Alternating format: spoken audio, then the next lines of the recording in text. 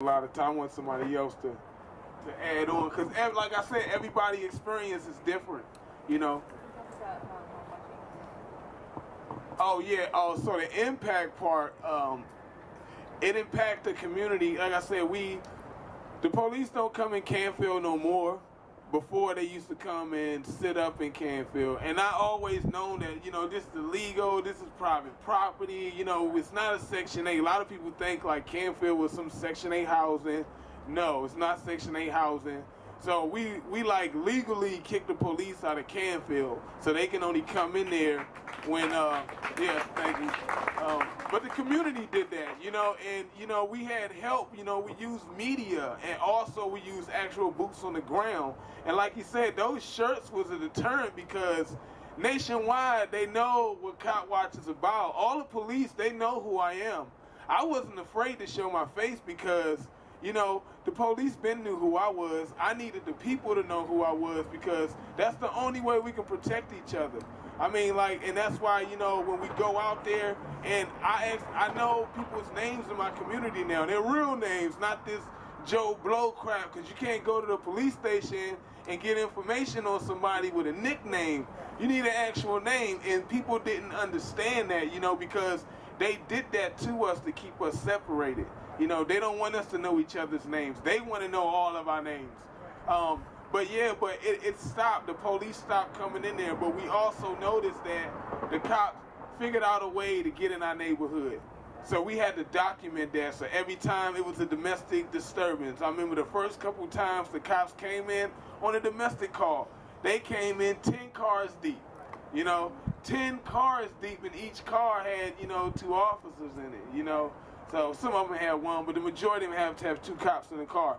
And another time, every time the ambulance come, a police escort, 3 cop cars deep, you know, on a medical call, you know. See, like, this is like outrageous stuff. Like, this is our tax dollars in Ferguson. But we've been documenting this stuff, and this summer they in for a rude awakening, because we're going to let the community know, because our community has more power, you know, because people start realizing that, like with those camera initiatives, cops want to get cameras. People are starting to realize that crap is not working. That's not helping us. You know, that's helping them more to justify hurting us. So we need our own evidence. So, yeah, but it's like I said, it made a tremendous impact. Police actually changed their whole approach. Police used to come on the scene cussing people out, cussed our senior in our neighborhood out, and she called the cops, and they called her a B and told her to get out the street and all this stuff. And she was one of the first ones to help Cop Watch. I told her, look, don't call the cops no more, call me. I'm serious, I told her. And you know, for one, and that's funny that I said that, and she didn't understand at first. She thinking like, I want to be on some police stuff, but I'm not. I want to be a concerned citizen for a member of my community. A person that's breaking into a house is a victim themselves, because you don't know why they just wanted. They might not just wanted to go break into that house. They might didn't have any means, so and then nobody cared, you know. So they did that. But see, and also, you know, we got to look at why does crime exist. And it always goes back, you know what I'm saying? It always goes back to the cause of everything. So, and we kind of weeding that out, you know, because it's not bad people where I live. Sure, it's bad stuff happening everywhere. But Ferguson, actually, crime, okay, it was not even a shooting of no sort, you know, in that area for a long time. Sure, a couple people got robbed here and there. But it's poverty. It's like you know, it's chronic joblessness in a lot of these, you know, urban areas. So, and then people wonder why it's a bunch of homeless people in the street. They wasn't always homeless. They wasn't always no junkies.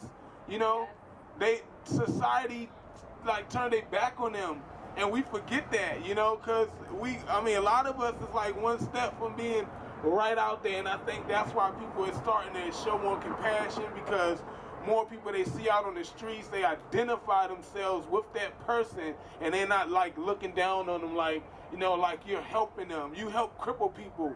You assist people that's willing and able to do what they need to do. They need resources. So just to clarify, maybe talk about that same aspect, like what is, you know, you're both from the Bay Area, so talk about struggle here and what you've done yourselves, what you've done for your community, and how maybe other people, how do you accept support in that way from people who are not from here, maybe? So.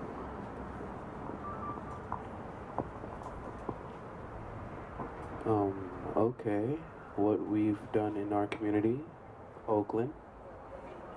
Okay, well, let's say, well, right now we have an Africa town, right? So it's over here in West Oakland, off of West Grand, down San Pablo. We have a community center there called Quilombo. I don't know if y'all heard of it. I'm pretty sure a lot of y'all have. So there we, like, there's Sundays, we do free breakfast for people during the mornings. We have a garden so people can come through, get some food. Shoot, even there we do cop watch training programs, you know, helping the community out.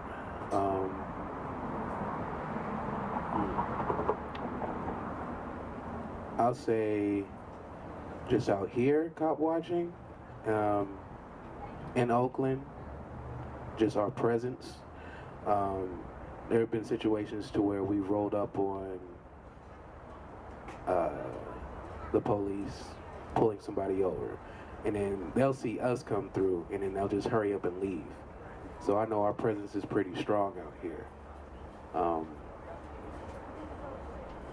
I would say the more people watching the situations that go around out here is really the more eyes you have. More eyes you have more evidence. You have more people with cameras, you have more people with notebooks, more people that have access to information. And, you know, just coming together as a community, we can share that information and hold a lot of that information and use it when it's necessary. Pretty much, like I said, the more people you have, the more angles of truth you have access to. Yeah. Thanks, Billy.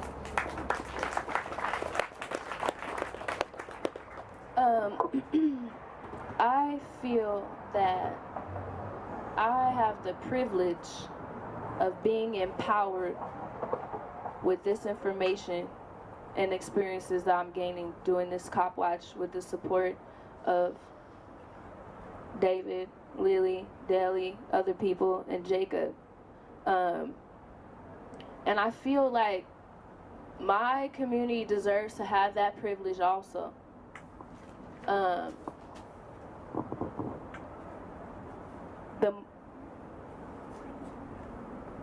When you see somebody that you can relate to, able to do something that is encouraging and can cause somebody who didn't believe in themselves or their own abilities to do something to now have a belief because you did it. They seen you do it. So it's more accessible because, okay, it works. Now I feel safer to be able to do this. I didn't feel safer to do that before. Maybe the person who came to you to tell you about it doesn't live where you live, doesn't look how you look, and so automatically you already feel like you don't relate. You can tell me this and you can tell me that, but do you know what I'm dealing with on a daily basis here? And if you don't, I don't know if your information is going to apply to me or not. But when you see that it can be applied in your situation with your people, it's just hella big. For one, when you have things that work in your community and you actually implemented it, like Africa Town Garden, which was, I mean, this lot that was on like West Grand, kind of in San Pablo where they cross, It was abandoned, by its owners, dilapidated. So many things happened there. A place people who have to walk there, around there, would want to avoid and walk around just because it wasn't safe, and it was a lot going on there.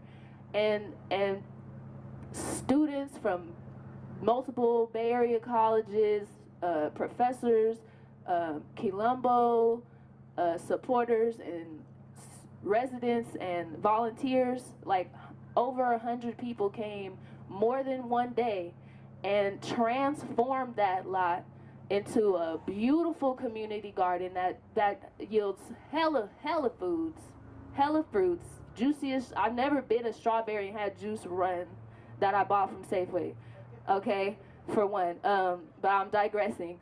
And just all these beautiful things happening in this beautiful, humongous mural with all these messages and symbols and food for thought. All of this transformed by all these people, all these efforts, people coming together, people taking it upon themselves to make a difference in their community, because you can't wait on other people who don't live there and don't really care to come and do that. The onus is on you. You did it, and it was beautiful.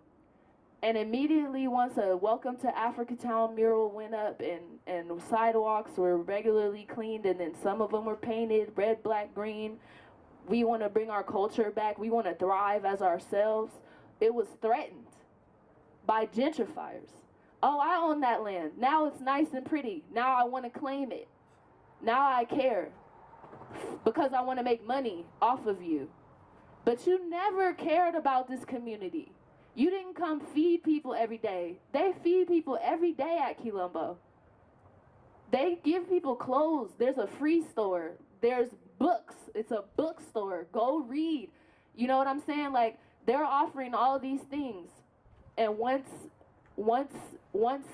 it was an act of autonomy, of self-actualization, self-realization, it was threatened. And that just goes to show you that, I mean, you got to be able to be proactive, and you got to be able to be reactive, because it's always going to be that need for that community defense and that collective liberation. And COPWATCH is a huge way. They're armed with what they're armed with in their force, and we're arming ourselves with knowledge and cameras. And once that's like implemented and it's working, I want to talk about impact.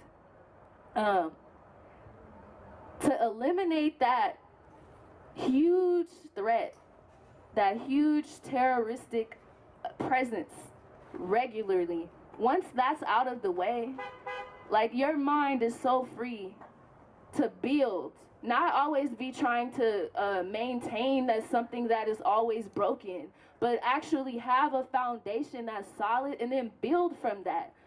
And that's what we need. That's what we need hella bad, especially in West Oakland, especially San Pablo, West Grand, the Bottoms, all around here and beyond. It's a nationwide issue and a global, like, it goes to so many levels. But when you have to walk down the same street every day, you see the same people that you live around every day, and you learn to acknowledge them, collaborate with them, build with them, talk about the things that y'all need for yourselves, identify, define those things, and then plan and make steps forward to progress yourselves. That is something that every community deserves, in my opinion. And that's what I want to say about that.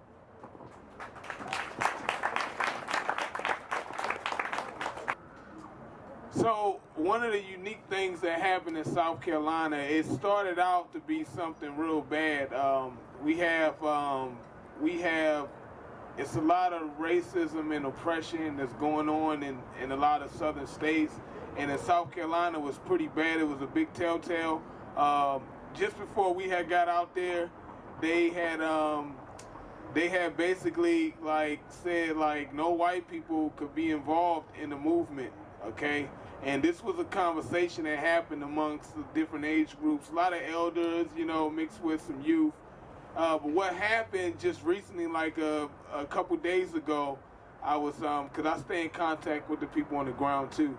But what happened was, instead of, ostracizing, white support, which is not a lot of cases, which is needed. We can't, I myself know for a fact that, each different groups have their strengths and their weaknesses, and we have to, allow people to come in and support us on all different levels. And that's the same with me going into your areas and supporting you, and not just you always coming to support me. But what happened was, they said, because this was a black struggle out there, they said that none of the white people could hold a position, and I thought that, at first glance, if you were to hear it coming from, somebody that's trying to paint a bad picture of the movement, you would think that they're trying to show some animosity.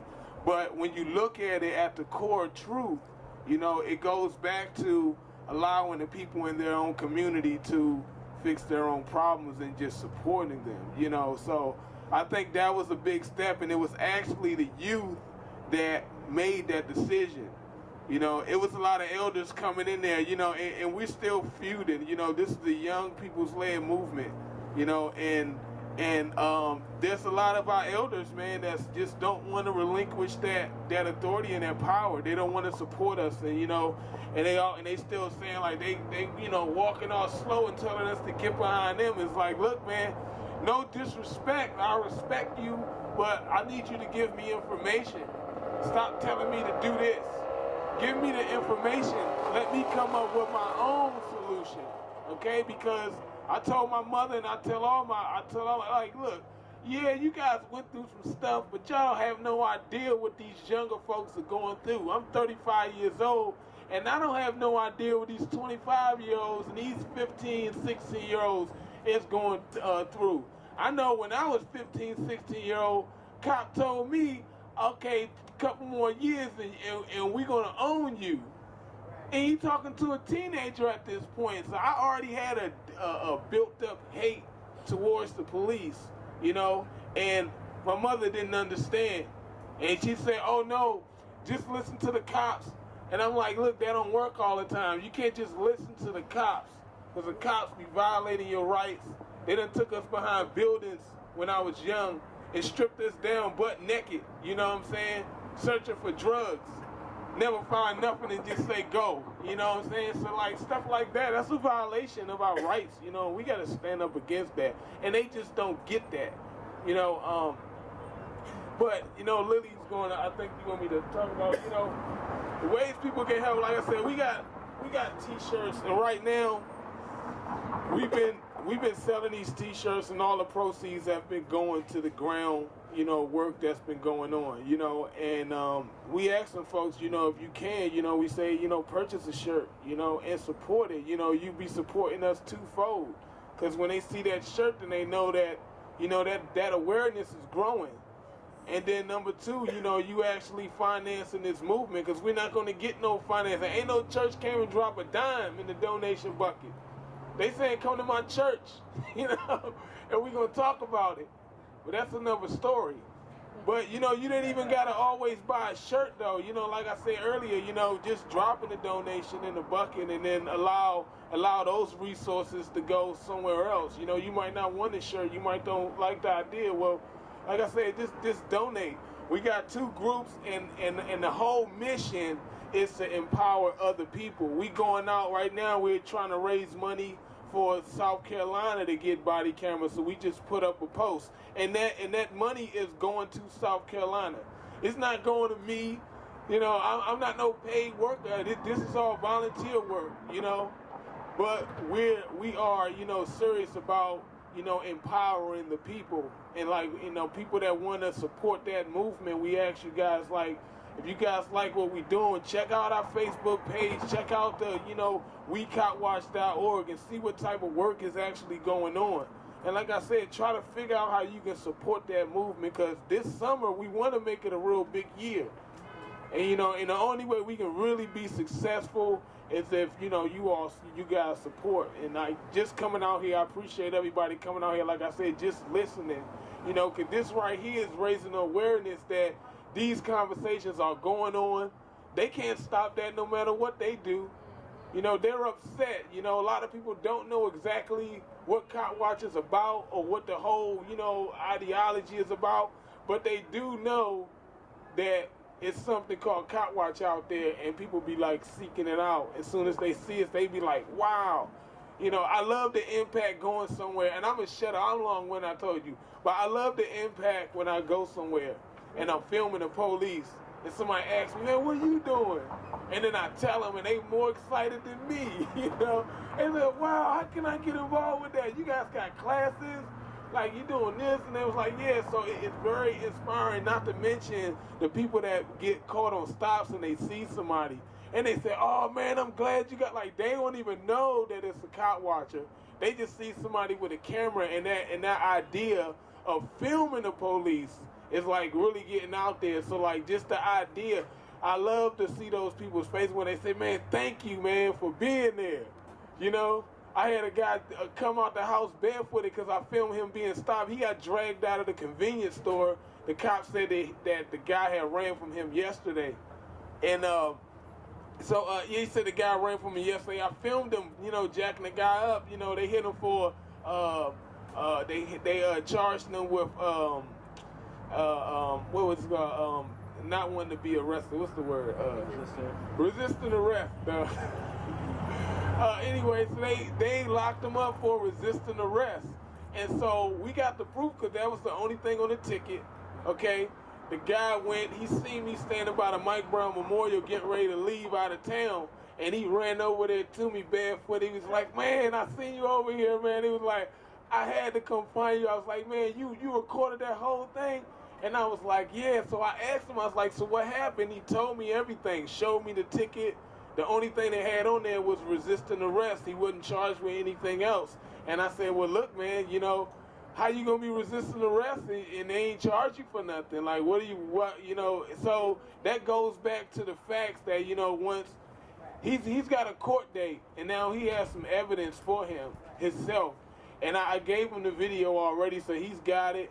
You know, so when I get back, we're supposed to be trying to get the lawyer thing situated. National Lawyers Guild been backing us up, how they can back us up, legal support. We call somebody, look, we got a case. But I'm going to get it. Mike back there. I'm hogging the mic.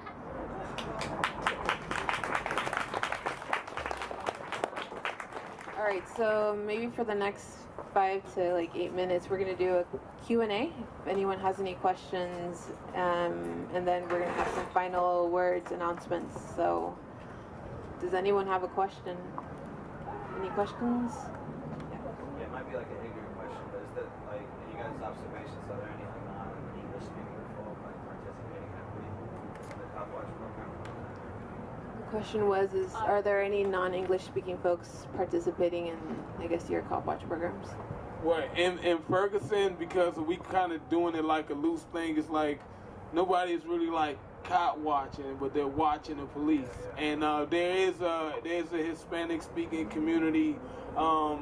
Actually, she's actually from Oakland, and she's been, you know, we've been working together because we're trying to get, you know, we're trying to get somebody, you know, and I know where the conversation is going, because people be having issues, and they want to talk to somebody that they can recognize with and speak the language. So yeah, so we trying to, like I said, like, you know, somebody that wants to get more involved with that. We got somebody in Ferguson, but we getting more, like, we want more people to get involved, and this is the way we're doing that.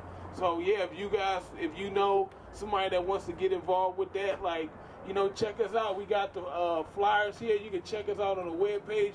We got a sign-in sheet up here, so like if you're interested in like training, or you're interested in like, you know, just more information on how you can get involved, you know, to leave your email and we'll give you some contact information, keep you updated on like, you know, current events, you know, like, you know, the latest thing that the cops done, you know, because they got all that stuff everywhere, but we like to keep people informed as well. So, did that?